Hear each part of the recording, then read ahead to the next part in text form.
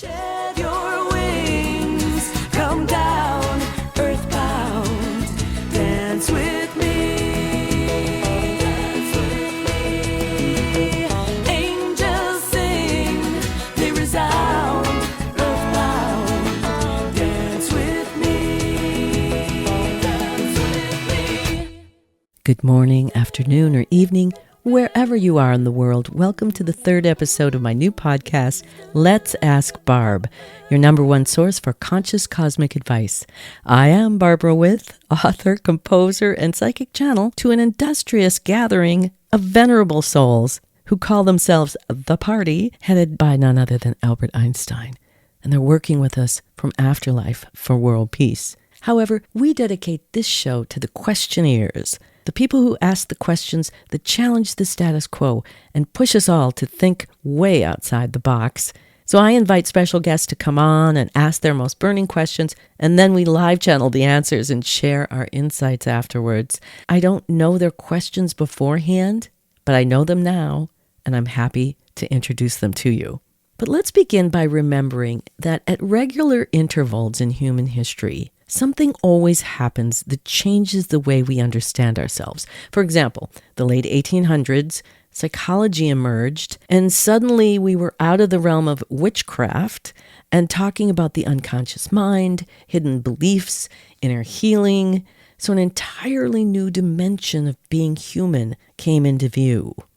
Then in the mid-20th century, Abraham Maslow and Carl Rogers were key psychologists who started the human potential movement out in Esalen by proposing a radical idea for their time, I'm sure, that humans aren't just here to survive, we're here to become. So healing shifted from what's wrong with you to what greatness is already inside you, and the notion of inner sovereignty began to take shape. Then came the trauma revolution, one of the fastest shifts in psychological history. When we learned that trauma isn't just a memory, but a physical energy stored in the body, healing became less about the insights that psychology produces and more about releasing and unwinding the deeper inner layers. This paved the way for neuroplasticity, the discovery that the brain can, in fact, change at any age. I grew up being told that if I lost one brain cell, it was never coming back. So I guess nothing's set in stone. And then almost immediately, mindfulness and energy medicine stepped forward with breathwork, intention, compassion, body awareness. Practices once dismissed as mystical suddenly had research behind them. Hospitals began to teach meditation. Therapists started using the body. So science and spirituality took one more step towards each other. Now, when I was first channeling groups in the 90s, there was a psychologist in Minneapolis named Mim Pugh. I never met her, but apparently one of my clients took a tape of her reading to Mim, and they used it in their session together. And ever after, Mim was always referring clients to me, I guess because she was getting so much great information about the psyche from my readings. And all of these shifts are pointing to something much larger that I think it's what we're all going through right now, that humanity is remembering its power. So healing can happen faster. Detachment isn't withdrawal or not caring. It's aligning with compassion, letting go of outcomes, and caring for our own domain. Each of us is our own healer, our own sovereign field. We are, in fact, the bridge between the physical manifestation and the quantum mechanics. What an exciting time to be alive. I think so. Today, my first question here is one of my new dear friends, Jackie Hyacinth, who had me on her podcast, and she actually uses somatic psychology in her practice. And that's understanding that mind and body are one, and emotions, trauma, and beliefs are stored in physical patterns in the body. And Jackie believes, as I do, that we are the medicine in our own lives, and that transformation is something we're here to remember, not to chase after. And I'm honored to share her voice today. So, hello, Jackie. Thank you so much for joining us today. I'm so looking forward to your question. Thank you so much for taking the time to be here to answer the question. Absolutely. So, what do you got going? So, I have been questioning how we as planetary healers can move from a place of working with our clients layer by layer and things taking a long time to heal trauma and to move through things. And I'm really wanting to understand, is there a way that we have not yet accessed that we can, for example, dissolve cancer, physical illness, mental illness more quickly in the quantum field? Wow. Okay. There's a question. All right. So, we'll do a little invocation. We command that only the most divine light shine down upon you at this time, and the greatest good be present here. We are so appreciative of you bringing this question forward, and it's a very complex question for as seemingly simple as it might be because of several reasons. One is humanity today is in a place of such great evolution and transformation that there's a lot of confusion. At one time, this kind of question would not even be entertained. There were specific step-by-step things that you did. For example, there was a precedent that was set in the 20th century of how you deal with cancer. There was a precedent that was set about how you deal with mental illness. Even in those two examples, you could see the evolution from, for example, the discovery of cancer to how humans dealt with it both on what we'll call an official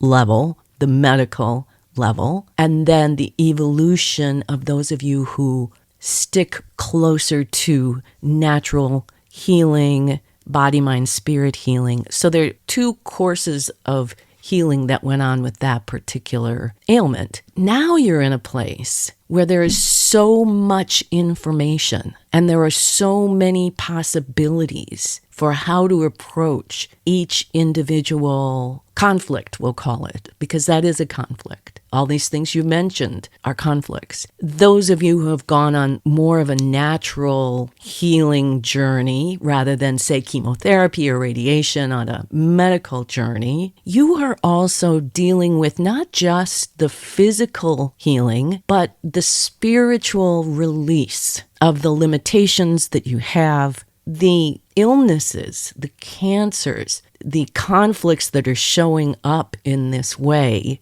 are so complex.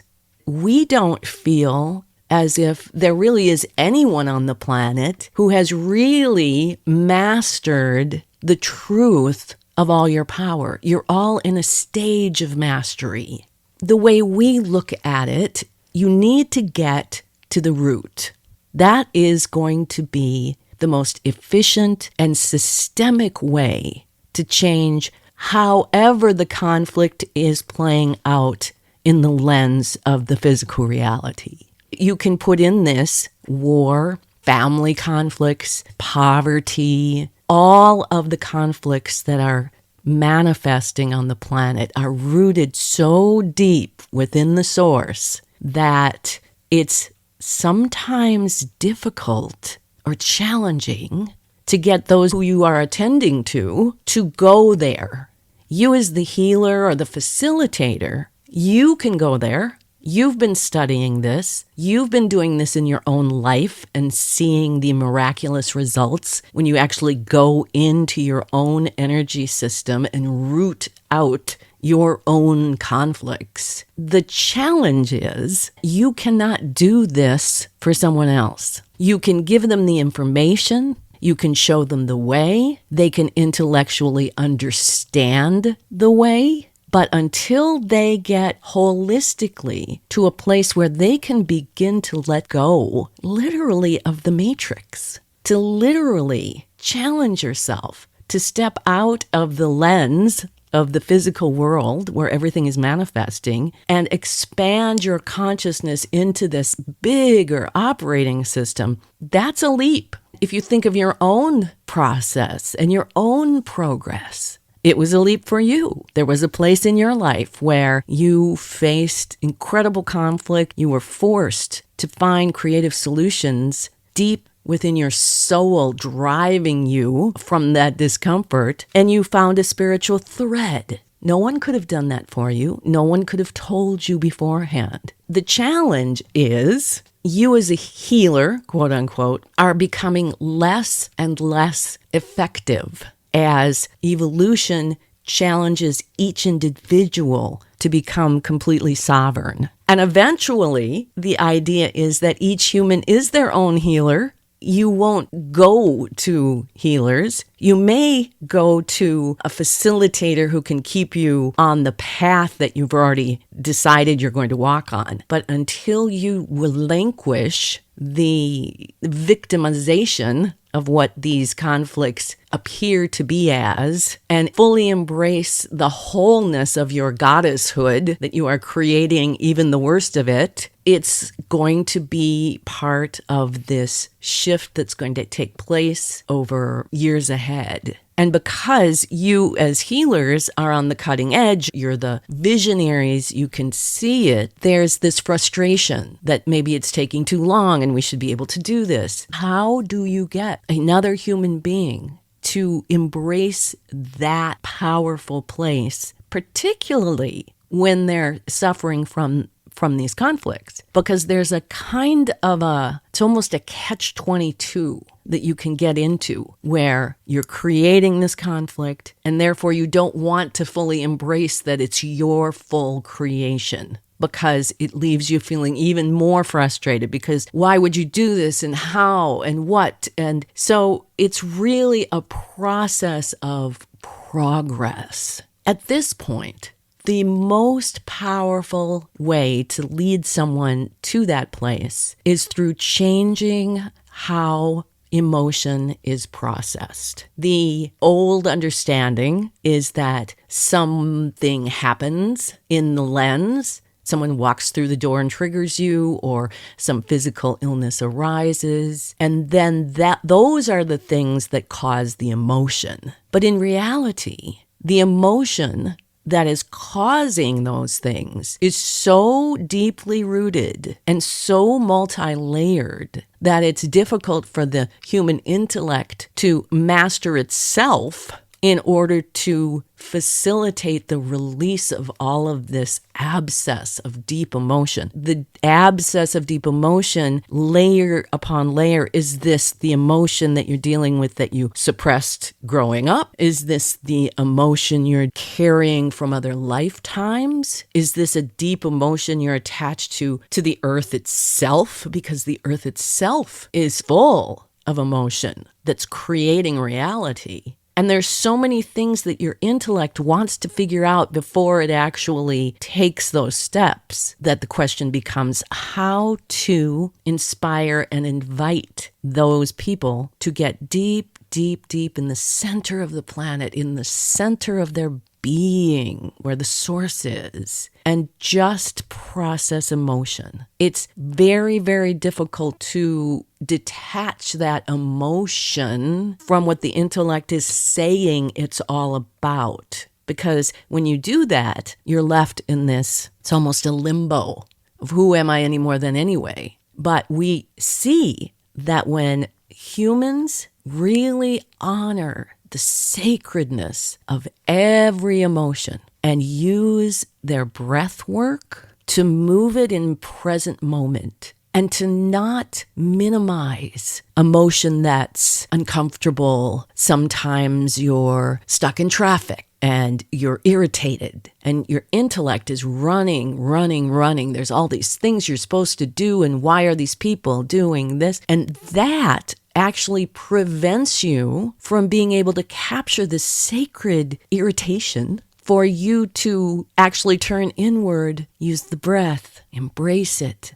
detach from the lens, move it with compassion, even though it's uncomfortable, even though you've been told you shouldn't feel this, to embrace it all and move it with just your breath. We see instantaneous miracles happen when people can facilitate that kind of relationship. We see that having a profound effect on what's manifesting around you. So this is a simplified example of that. Say you're going to a family gathering and you're driving to the family gathering and you're remembering the time that your sister said this and you're not looking forward to seeing her. There's some irritation, but you're going to play nice and just not talk about things that are going to be triggering. When you get into the family situation and you start to get triggered, there's a decidedly different outcome when you step away, use your breath to breathe it, and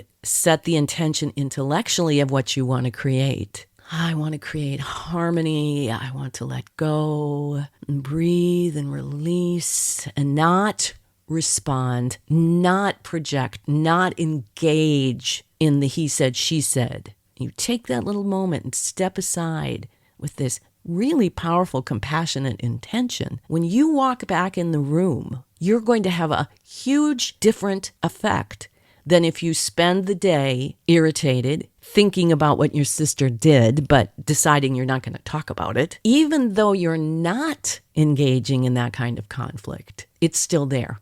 The projection is still there in the relationship between that emotional and that intellectual. We want to encourage you and everyone else to experiment with this, particularly if holidays are coming up and you have those contentious gatherings, to really commit yourself to being the change in that way and being this autonomous, sovereign, energetic being that's committed to the intention of compassion and to manifesting the resolution of conflict on the planet, in your body, in your families, in your community, starting with you. And this will also work on physical illnesses. For example, people who are dealing with cancer, they are also dealing with the intellectual messages that have been programmed in by the medical industry that if you don't do this, then here's all the things that have been proven to happen, so you simply must do this. If you reduce it down to this very simple understanding that emotion, all emotion is sacred, and the only way to really move it is to move it through your body using your breath. Otherwise, it will remain abscessed and it will profoundly affect how matter manifests around you. Thank you. Did that make sense? It makes tons of sense. And are you working with people who are dealing with these things? I am. Alzheimer's, cancer, all sorts of goodies. Yeah. Yeah.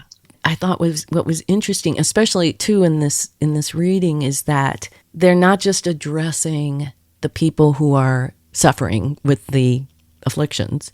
Mm-hmm. They're addressing us as healers. We can have a profound effect upon them to be able to go in like they're talking about if we do it. So we're setting those examples. Family members, as you know, with people with Alzheimer's, they're suffering maybe sometimes more, I think. Mm-hmm. Yeah. So if I would say that's accurate. Yeah. And if you can address them, not that this is medical advice or psychological advice or even legal advice, mm-hmm. but if they can come together to see it as a co-creative process, I'm excited about the concept of doing it that way, working with them as opposed to here's the one that's sick and you are mm-hmm. just dealing with it, so that they can facilitate a change into their loved ones. Yes, that is definitely something that's already happening. So it's beautiful you say that. It's very interesting. It's like the whole family when something like this happens, if that person has a supportive family that's present. It's very, very interesting. Thank you so much. Yeah, and I think just one last thing about it. I think the important thing is that they're talking about that you can't facilitate someone's spiritual transformation. You can help them along and inspire them, but ultimately they're going to be the ones. And I would think if you're dealing with a big family or many people in a family with differing views and differing belief systems, that we find the ones who are amenable. You start with the participation of the willing without thinking that you have to tell the whole group that they have to do this or that, and slowly with this personal change, I think it helps manifest that. Because when people see you peaceful in a higher spiritual place, I think that's the most profound example of leadership that we can do. Agreed. Very beautiful. Thank you to you and to the team. Well, thank you so much, Jackie, and I hope we can talk to you again soon. Sounds beautiful. Thank you so much, Barbara. You bet. Okay, take care now. Okay. And we'll be right back after a word from our sponsor. Have you ever felt like you're living inside a simulation? Like there's a deeper structure running beneath everything? Are you fascinated by consciousness and want to understand how the matrix actually works and how to master it? Well, I have produced this masterclass just for you. Conflict Revolution, the masterclass, is a self-paced journey of 17 videos I've crafted with cinematic production meant to pull you right into the heart of the work. And the soundtrack is designed to amplify the transformational energy of each session. Every lesson taught by me includes guided exercises and downloads you can explore at your own pace, in your own rhythm, any time of day or night. This course is for seekers and thinkers, intuitives and scientists, and anybody who knows there's more to reality than we've been taught and who wants to become the change and contribute to the greatest good. We'll study the map of human consciousness, the matrix itself, and learn how your thoughts, emotions, and physical sensations are components of a bigger operating system, and why compassion isn't just a feeling, it's the fifth fundamental force of the universe. And this is where the revolution begins. When you learn to master your own energy field so you can consciously and intentionally participate in creating your own life. Discover how to make choices aligned to compassion and to keep your personal operating system running smoothly, even in the most turbulent of times. And trust me, it's a full-time job. People who take the masterclass, they often tell me everything just sort of clicks and the simulation makes more sense. Their purpose becomes clearer and they're empowered to navigate their reality with the intention to align to compassion. So when you're ready to understand the machinery of your own consciousness and step into the mastery of it, then join us. Go to barbarawith.com/courses and click on Masterclass. Use code Masterclass20 for 20% off.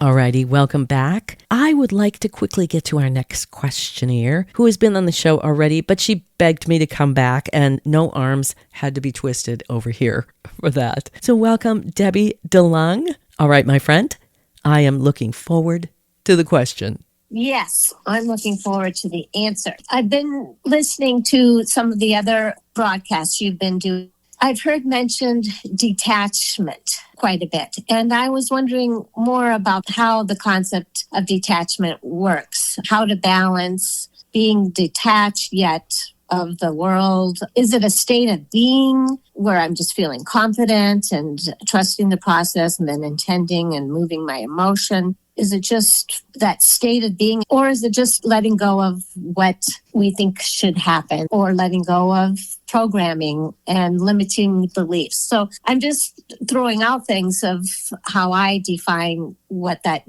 concept means, but I would really love some clarification as it pertains to us all. Great. What a great question. Something we all want to know the answer to, I think. So let's start with our invocation. We command that only the most divine light shine down upon us at this time, and the greatest good be present here. This idea of detachment is so important right now.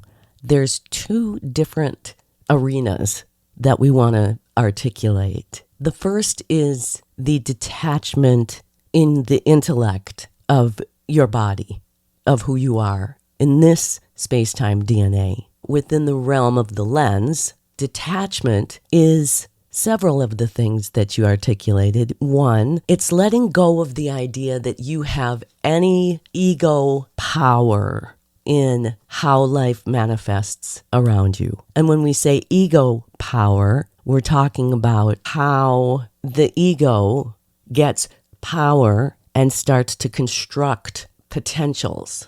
That's the job. There's intuition on a subatomic level, impelling intellect always to make form, descriptions, compartments, structure. And that in and of itself is just how it works. When you add the human intention that you've come here to be this human, to work in this arena of rules and science, in the lens where you're manifesting and living your life, your ego power keeps you absolutely attached to the images in the mirror, the projection and then the perceiving back of the universe that you're channeling from your compilation of consciousness up through the earth. And that ego power, just by its nature, is prone to define things that then you get attached to. It's kind of an offshoot of that is a chair, that is a chair, that is a chair. You're projecting and creating the chair. So now you're attached to that being a chair. And that's part of you having the experience with the chair, that you're attached to it in some way as a chair, not as other energy, but as a chair. So it's just how the mechanism works. However, when the ego power gets into the human range of thinking and hearing and operating with the consciousness of the human intention, filling it up, that's where the attachment becomes limiting to compassion, being able to work fully through you. When the ego power's intention conflicts with compassion's intention, ego power takes it a step further than to make a judgment about whatever the situation is.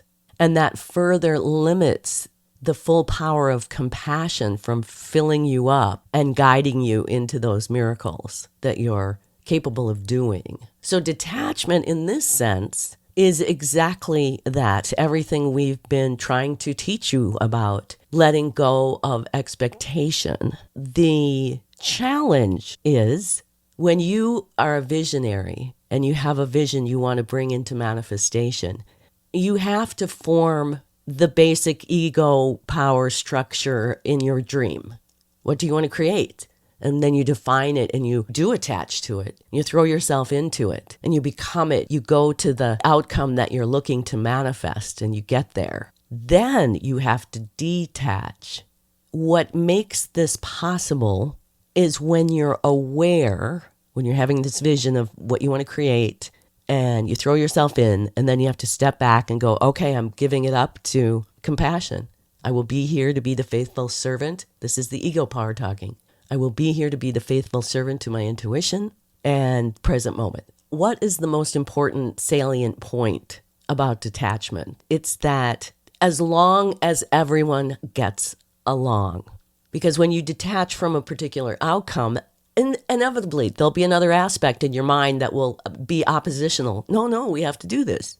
Whatever it takes to recognize, acknowledge, and care for all the many different aspects that are your personality, because the human intention is incredibly complex. Humanity is just learning about it now, understanding, and then intentionally making sure that there's peace between those. Now, the bigger detachment has to do with what goes on in the compilation of consciousness, in the center of the planet where you originate in that black hole. In there, you have an electromagnetic boundary and then a whole lot of potential. And you have the potential of anything, even one little compilation of consciousness of compassion and the universal energy of Earth has the whole thing in it. Detachment on this level is the balance between what you came here to do, what your agenda is, because you bring an agenda. You've got DNA, you got space-time, you've got dynamics, you've got people, all of those details. The potentials for what happened around those details. So in other words, if your consciousness in that compilation is already pulling out the mathematics for activities, realities, relationships that are designed to force you to grow. That's basically why you come up and have all these relationships.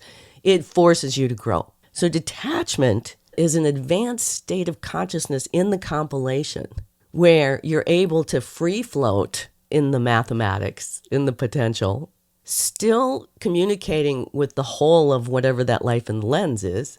But now you're infusing your consciousness into the compilation to detach from anything that isn't for the highest good, guided by compassion. You make that commitment and that intention on that level, and that's a kind of detachment that will supersede what you're saying to yourself in the lens. So you're consciously infusing your compilation with this intention that you're going to just ride the wave of compassion.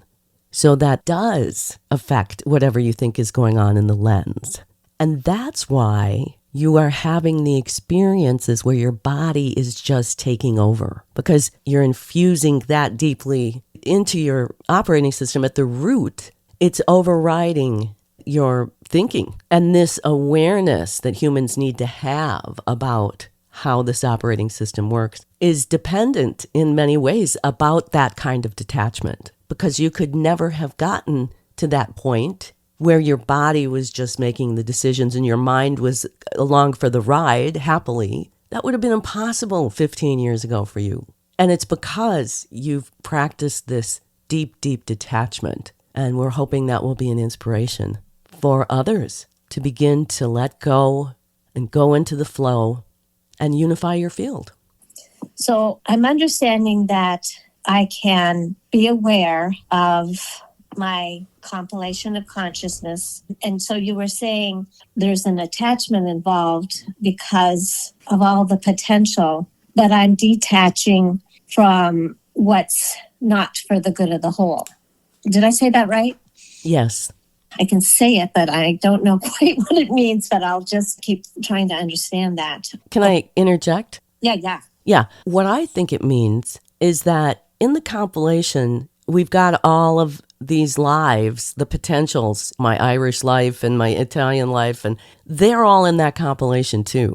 Right. And up until the age of Aquarius or this great awakening, or whatever you want to call it, this just ran on autopilot. And now we're getting to a point of expanded consciousness where we can infuse, as they said, infuse an intention into that primordial soup, so that if you are now going to, like I do, I'm sure you do it, I do my meditation and I'm in that compilation. And I'm seeing all the potential swirling around. I see it sort of like a twister, Wizard of Oz. And you're in the twister and here goes this Irish life and here goes this Italian life. But now we infuse it with, we're going to detach from all those details. And all of those lives are going to benefit when at this level, we just commit to compassion. That answers another question I had, is as far as unifying the aspects from detaching from the details, and then with the intention for everyone to unify in peace and harmony. That's how we unify all our lives. When they were talking, the importance is to make sure everybody gets along, like Right. all the different aspects. Doesn't matter who they are, just make sure that they all get along. Yeah. The microcosm is, those are the lives in the compilation, right? Right. So we're integrating all of them in this sort of one fell swoop. And it's really our intention, our awareness, first of all, of really what's going on, and then the intention, the focus of what we need to do. And then being aligned with compassion. I just love being aligned with compassion, and that we're intending for the good of the whole, because it just takes off a lot of burden for me, because of course my puny intellect knows nothing of what to do compared to what is really potential to manifest. So this has been just enlightening, and I'm going to relish all of this. Thank you for always having just great questions. Oh, I'm full of it. I know, Barbara. I just can't thank you enough. And I love you so much. Thank you for all you do. Thank you for thanking me. You're welcome. And right back at ya. We're going to go to commercial break, but come back. Hi, this is Barbara With, and I'm wondering, are you trying to find the right present for a friend who's on a journey of self-discovery and healing? Why not give the gift of wisdom, clarity, and insight with a personalized gift card for a reading with me in the party? Whether you're looking for the perfect present for someone special or treating yourself to a future session, this gift card makes the process simple and personal. Just visit my gift card page, choose the amount, and decide whether you want the card emailed directly to the recipient or sent to you so you can print and deliver it personally. Add their name, a heartfelt note, and the date you want it delivered, and it's an easy way to offer someone a profound spiritual experience that conveys your loving intention. If you're buying one for yourself, consider it an act of self-care. Fill in your own email, save the gift card, and redeem it whenever you're in need of a reading. Whether it's for Christmas, a birthday, a milestone, or simply a moment when someone could use some inspiration, a reading with the party is more than a gift. It's a priceless experience of connection, insight, and empowerment. Visit barbarawith.com/gift cards to buy your gift card and give the gift that will continue to inspire long after the session is over. Use coupon code GIFTCARD50 for 50% off.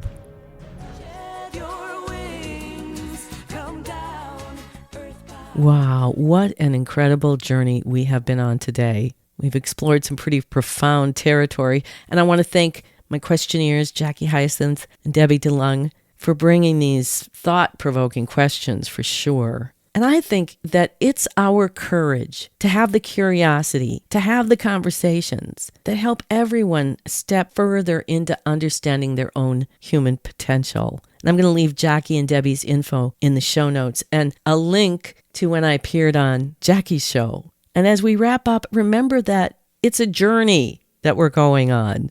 In the very beginning, the angels said, it's the journey, you see, that you don't want to miss. So each question that we ask, and then each insight that we receive, is that one step towards remembering who we truly are, self-healers, creators, and sovereign beings in our own right. And always remember, none of this is legal, medical, or psychological advice. It's just conscious cosmic insights freely given to let you consider and decide for yourself.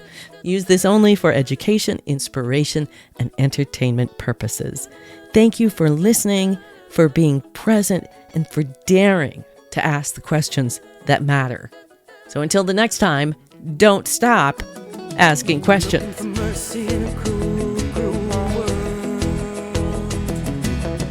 where paragons are vagabonds, where So, do you have a burning question? Would you like to become a questionnaire? Email me at info@barbarawith.com or call the questionnaire hotline 917-397-0290. That's 917-397-0290. Leave your burning question, and I might even invite you to be on the show.